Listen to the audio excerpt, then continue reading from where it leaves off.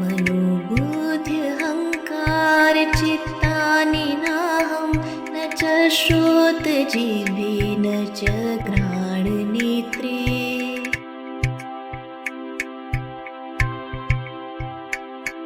न च व्योमभूमिर्न तेजो न वायुः चिदानन्दरूपः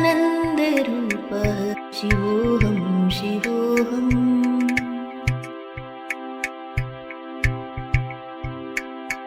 न च प्राणसंज्ञो न वै पञ्चवायुः न वा सप्तधातुर्न वा पञ्चकोशः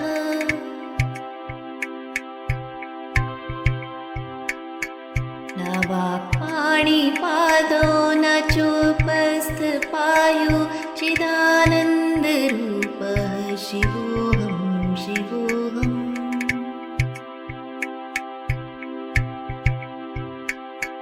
न मे द्वेषरागो न मे लोभमोहो मदो नैव मे नैव मात्सर्यभावः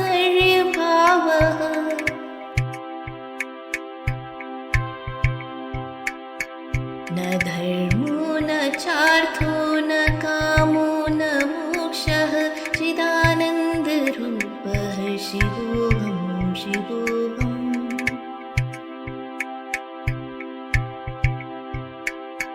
न पुण्यं न पापं न सौख्यं न दुःखं न मन्त्रो न तीर्थं न वेदार्न यज्ञः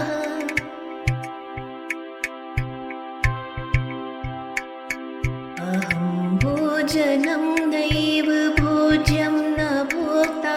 चिदानन्दरूपः शिवोऽहं शिवोऽहम्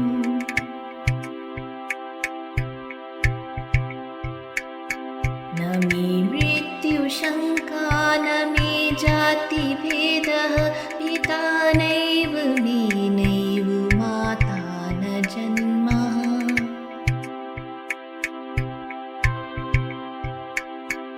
न बन्धुर्न मित्रं गुरुर्नैव शिष्यः चिदानन्दरूपः शिवोऽहं शिवोऽहम्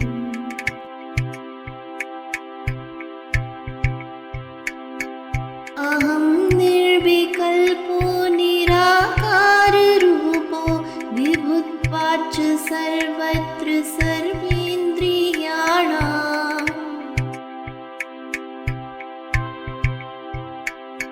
न चासङ्गतं नैव मुक्तिर्न मेयः चिदानन्दरूपः शिवोऽहं शिवोऽहम्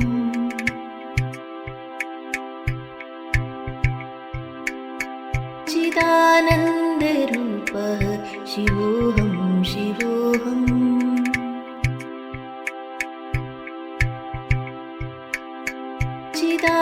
चिदानन्दरूपः